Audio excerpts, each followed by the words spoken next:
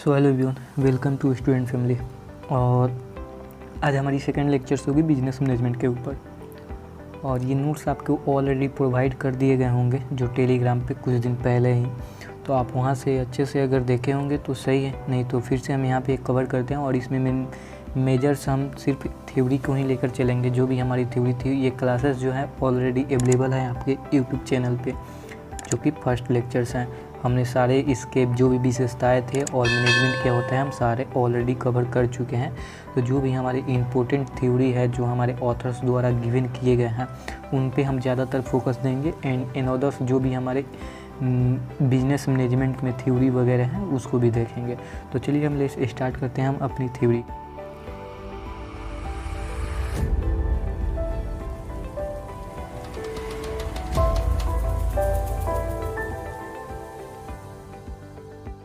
को तो फर्स्ट हमारे टेलर्स के द्वारा कहा गया है कि management is a art of knowing exactly what you want man to do and seeing that they do it in the best and cheapest way में। चीपेस्ट वे कहने का मतलब क्या है, जो भी हमारे पास लागत है, कम से कम खर्चे में एक बेस्ट को क्या करना, बेस्ट तरीके से मैनेजमेंट करना, बेस्ट तरीके से देखना कि कैसे मैनेजमेंट कर सकते हैं। तो ये किसने कहा है, तो हमारे टेलर्स ने कहा है। उसके बाद से हेनरी फ्यूल कहते हैं टू मैनेज फोरकास्टिंग, अपने पूर्वानुमान को। फोरकास्टिंग मतलब होता है कि फ्यूचर्स, इन फ्यूचर्स, ठीक, in future. To manage in is to forecasting, to plan, to organise, to command, to coordinate. Coordinate मतलब होता है समन्वय। कोऑर्डिनेट मतलब क्या होता है, समन्वय। और एक याद रखिएगा, बिना कोऑर्डिनेशंस के हमारी प्लानिंग क्या होती है, इनसेंस रहती है, खाली रहती है। विथाउट कोऑर्डिनेशंस के हम कुछ नहीं कर सकते हैं। उसके बाद से दिन क्या करते हैं, कंट्रोल। ये किसने कहा था, तो हमारे हेनरी फ्यूल ने कहा थे। उसके बाद से हम आते हैं नीचे। ये हमारी जो थी कैरेक्टरिस्टिक्स, वो सारे ऑलरेडी हम लोग कवर कर चुके हैं। और यहाँ पे देखिएगा, मैनेजमेंट को हम लोग क्या बोलते हैं, प्रोफेशंस भी बोलते हैं। Management is occupations of vocation requirement to advance education and specialist. अब यहाँ पे प्रोफेशंस हम क्यों बोलते हैं, जो भी व्यक्ति हमारे होते हैं वो क्या स्पेशली एजुकेटेड होते हैं, वो एडवांस एजुकेटेड होते हैं और स्पेशली ट्रेनिंग्स होते हैं, इसीलिए हम कहते हैं मैनेजमेंट क्या है, हमारा प्रोफेशंस है। उसके बाद से हमारे बहुत सारे फंक्शंस है जो कि हमारे ऑथर्स ने डिफाइन किए हुए हैं। तो फर्स्ट फंक्शंस आता है कि लूथर गुली के द्वारा जो है हमारा 7 फंक्शंस दिया हुआ है, POACORB। इसका कहने का मतलब क्या है, इन्होंने कहा है कि हम सबसे पहले क्या करते हैं, प्लानिंग करते हैं। प्लानिंग करने के बाद ऑर्गेनाइजिंग करते हैं। उसके बाद से हम स्टाफिंग करेंगे। स्टाफिंग करने के बाद हम क्या करेंगे, कोऑर्डिनेशन करेंगे। कोऑर्डिनेटिंग मीन्स समन्वय बैठा है, समन्वय, एक दूसरे के बीच क्या करना, समन्वय लाना। और कोऑर्डिनेशन मीन्स विथाउट कोऑर्डिनेशन हमारा क्या होता है, जो हमारा मैनेजमेंट होता है वो बिल्कुल जीरो होता है, नील होता है। यहाँ से आप ये क्वेश्चंस पूछ सकते हैं, विथाउट कोऑर्डिनेशन प्लानिंग इज, तो क्या कहना, इंसेंस, कुछ भी नहीं, खाली हो जाएगा। उसके बाद से हमारा आता है reporting and then budgeting. George R Terry द्वारा हमारे 4 फंक्शन दिए हुए हैं। इन्होंने क्या कहला, पहले हम क्या करेंगे, प्लानिंग करेंगे। प्लानिंग करने के बाद से हम क्या करेंगे, ऑर्गेनाइजिंग करेंगे। ऑर्गेनाइजिंग करने के बाद से इनका कहना है कि हम उसके बाद से अकाउंटिंग करेंगे, देन कंट्रोलिंग करेंगे, ठीक।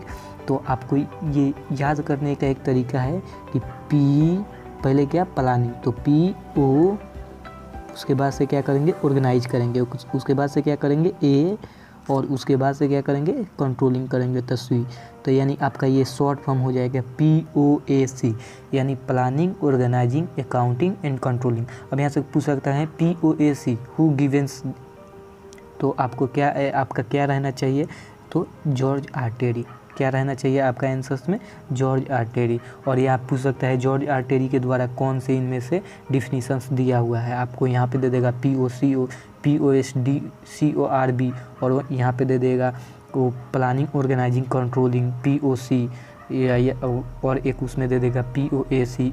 इसी तरह से आपका पूछ सकता है कि इनमें से कौन सा जॉर्ज आर टेरी द्वारा गिवन किया गया है। उसके बाद से हम चलते हैं, द्वारा इन्होंने कहा है कि POIM का मतलब क्या होता है, इन्होंने कहा है हम पहले क्या करेंगे, प्लानिंग करेंगे। प्लानिंग करने के बाद हम देन ऑर्गेनाइजिंग करेंगे। ऑर्गेनाइजिंग करने के बाद क्या करेंगे, इंटीग्रेटिंग करेंगे। इंटीग्रेटिंग करेंगे, उसके बाद से हम क्या करेंगे, मेजरिंग करेंगे, उसके बाद से हम क्या करेंगे, मेजरिंग करेंगे। उसके बाद से फिर आते हैं हमारे आरसी डेबिट। आरसी डेबिट ने भी 3 फंक्शंस में कहा है कि हमने पहले प्लानिंग किया, ऑर्गेनाइजिंग किया और उसके बाद से कंट्रोलिंग किया। उसके बाद से हमारे हेनरी फ्यूल आते हैं। तो हेनरी फ्यूल ने क्या कहा है, पहले हम क्या करेंगे, प्लानिंग करेंगे, प्लानिंग करने के बाद से ऑर्गेनाइजिंग करेंगे, उसके बाद से then commanding, coordinating and controlling. तो इनका किस तरह से याद रख सकते हैं, तो PO, उसके बाद से क्या, commanding, C, coordinating, C and controlling, C। तो POCCC किन के द्वारा गिवन किया गया है, तो हमारे हेनरी फ्यूल के द्वारा।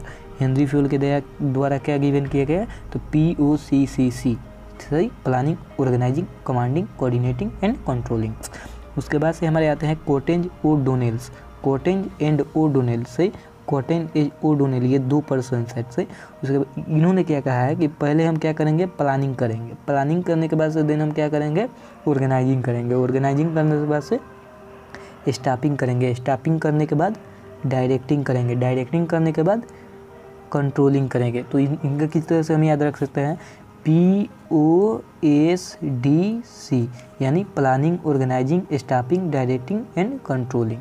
तो ये हमारे किन्होंने गिवन किया है, किन्होंने गिवन किए हैं, तो ये हमारे कोटेज ओडोनेल ने गिवन किया है। तो चलिए हम नेक्स्ट मूव करते हैं अपनी डिफिनीशंस की ओर। और भी हमारे बहुत सारे ऑथर्स हैं जिन्होंने डिफाइन किए हुए हैं अलग अलग तरीके से, अलग अलग वे में। F.W. टेलर ने क्या कहा था, साइंटिफिक अप्रोच, इन्होंने क्या दिया था, साइंटिफिक अप्रोच। पूछ सकता है साइंटिफिक अप्रोच किन्होंने दिया था, तो F.W. टेलर ने। Concept of functional organisation, concept of functional organisation, ये किनके द्वारा दिया गया है, तो हमारे F.W. टेलर के द्वारा। और 8 बॉस स्कीम किनके द्वारा दिया गया है, तो हमारे टेलर के द्वारा। अब यहाँ से और सारे क्वेश्चंस आ सकते हैं कि टेलर का बर्थ कहाँ हुआ था। टेलर का जो बर्थ हुआ था वो USA में हुआ था, USA में हुआ था। कब हुआ था, तो आपका इनका जब जो बर्थ हुआ था वो 1856 ईस्वी में हुआ था। 1856 ईस्वी में कहाँ पे हुआ था, तो USA में हुआ था। और एक इनका आता है कि फंक्शनल फोरमैनशिप किनके द्वारा डिफाइन किया गया, तो फंक्शनल फोरमैनशिप जो है वो हमारे F.W. टेलर के द्वारा डिफाइन किया गया है। तो चलिए हम नेक्स्ट देखते हैं अपनी अप्रोचेस। तो नेक्स्ट में आते हैं हमारे हेनरी फ्यूल भैया। हेनरी फ्यूल ने क्या कहा है, 40 प्रिंसिपल। 40 प्रिंसिपल आप सभी को अच्छे से ही पता होगा कि किनके द्वारा गिवन किया गया है, तो हमारे हेनरी फ्यूल के द्वारा। हेनरी फ्यूल ने क्या कहा, management is a forecasting and plan, organise, to command, to coordinate, to control. तो वहीं हमने इसके पीछे भी हमने ये क्वेश्चंस को डिस्कस किया था, किनके द्वारा है, हेनरी फ्यूल। और थोड़े से हम हेनरी फ्यूल के बारे में भी जानते हैं। तो हेनरी फ्यूल जो थे वो हम फ्रेंच के रहने वाले थे। कहाँ के रहने वाले थे, फ्रेंच के रहने वाले थे। और इनकी बर्थ क्या थी, तो इनका बर्थ जो था वो 1841 में था। इनकी जन्म जो हुई थी 1841 में हुई थी। और इनकी डेथ भी पूछ सकता है, तो इनका डेथ जो हुआ था 1925 में हुआ था। इनका जो डेड हुई थी 1925 में हुआ था। और इनको हम प्रिंसिपल ऑफ मैनेजमेंट के भी नाम से जानते हैं। हेनरी फ्यूल को हम क्या जानते हैं, प्रिंसिपल ऑफ मैनेजमेंट के नाम से। और एक बात आप याद रखिएगा, आपके नोट्स जो प्रोवाइड किए गए थे उसमें आपने अगर पढ़ा होगा तो उसमें आपने ध्यान दिया होगा। एक बुक पब्लिश हुई थी, एडमिनिस्ट्रियल इंडस्ट्रियल जेनेराले, जिनको फ्रेंच वर्ड में था। और इसको क्या किया गया था, फ्रेंच ही लैंग्वेज में था। और इसको क्या किया गया था, ट्रांसलेट किया गया था इंग्लिश में 1929 में इसको ट्रांसलेट किया गया इंग्लिश में। और 1949 में जो इस बुक का नाम था थोड़े से अलग टाइप के है, आपको जो नोट्स प्रोवाइड किए गए होंगे उसमें आप देखिएगा। तो ये 1916 में जो नाम था इस बुक का उसको रीनेम किया गया। यहाँ से पूछ सकता है कि उसको रीनेम करके क्या नाम रखा गया, उसको रीनेम करके 1949 में उसको रीनेम किया गया। रीनेम करने के बाद उसका नाम रखा गया general and industrial administration, father of general and industrial administrations. तो आपको क्या रहना चाहिए, हेनरी फ्यूल। और हमारी 14 प्रिंसिपल आपको पता ही है किन्होंने दिया था, तो हमारे हेनरी फ्यूल ने। तो चलिए हम नेक्स्ट टॉपिक पे बढ़ते हैं। प्लानिंग इज इंटेलेक्चुअल प्रोसेस, किन्होंने कहा था कोटिंग एंड ओडोनल्स ने। उस बात से हमने मूव करते हैं अपने नेक्स्ट क्वेश्चन की ओर। नेक्स्ट क्वेश्चन क्या करता है, management is an art get the work done by others, ये किन्होंने कहा था, तो हार्डलॉर्ड एंड कोटेंज ने। उसके बाद से हमारा आता है fathers of management by objectives, fathers of management by objectives, ये किन्होंने कहा था, पीटर एफ ड्रकर ने। हमारा प्रिंसिपल ऑफ कलेक्टिव बार्गेनिंग, ये किन्होंने कहा था, डॉलनेप ने। उसके बाद से हम मूव ऑन करते हैं, planning is trap led down to captures futures, ये किन्होंने कहा था, एलन ने। उसके बाद से हमारा आता है मैनेजमेंट मीन्स डिसीजन मेकिंग, ये किन्होंने कहा था, एप्ली ने। Management means decision making. उसके बाद से हमारा आता है द टर्म्स सेल्फ एक्चुअलाइजेशंस, ये किन्होंने कहा था, कूट गोल्डिसंस। उसके बाद से हमारा आता है नेक्स्ट क्वेश्चंस क्या कहता है, planning is decision in advance, planning क्या है, decision in advance what to do be done, ये किन्होंने कहा था, हाइमैन ने। उसके बाद से हमारा आता है मैस्लो नीड हायरार्ची थ्योरी, ये किन्होंने कहा था, अब्राहम हार्लोड मैस्लोस ने। उसके बाद से हम बात करते हैं hygiene theory and double structure theory and two factor theory.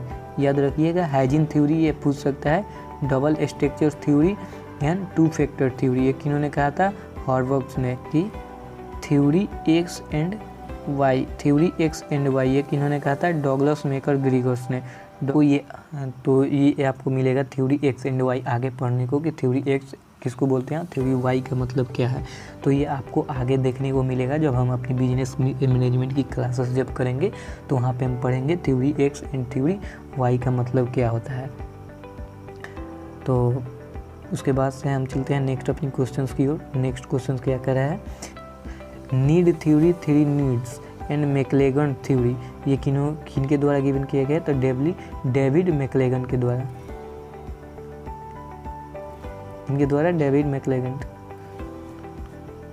उसके बाद से हम मूव ऑन करते हैं अपने नेक्स्ट क्वेश्चन की ओर। तो नेक्स्ट उनके एक्सपेंटेंसी थ्योरी ऑफ मोटिवेशन, ये किनके द्वारा है, विक्टर स्वरम के द्वारा। Organisation is a harmonious adjustment of specialisation parts, ये किन्होंने कहा था, एल एच हेनी ने।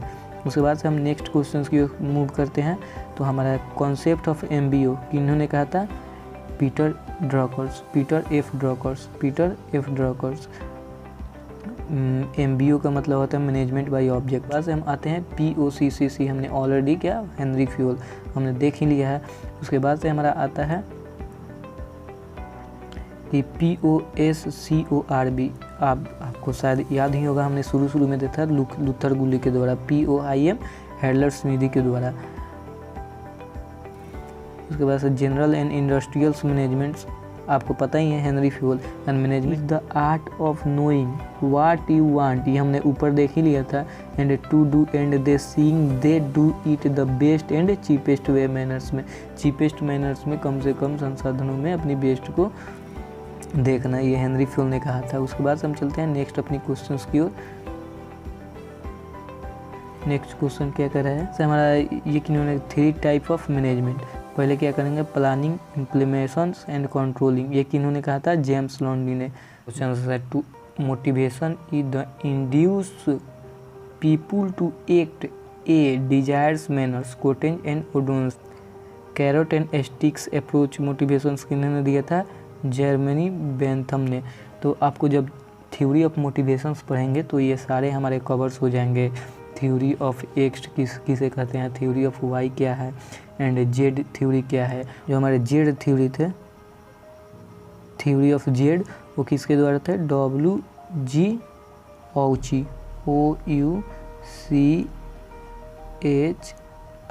हमारे नेक्स्ट क्वेश्चन क्या कह रहा है, तो management is defined as process by which corporative group direction toward common goals. तो क्या जोसेफ मैसिम्स ने कहा था कि management is defined as the process by which the a cooperative group directions action and toward the common goals.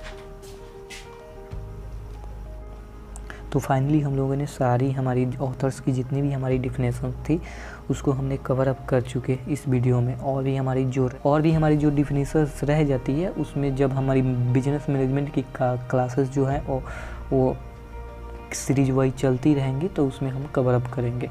तब तक देखते हैं और मिलते हैं अपनी नेक्स्ट वीडियो में। तब तक के लिए थैंक यू एंड बाय।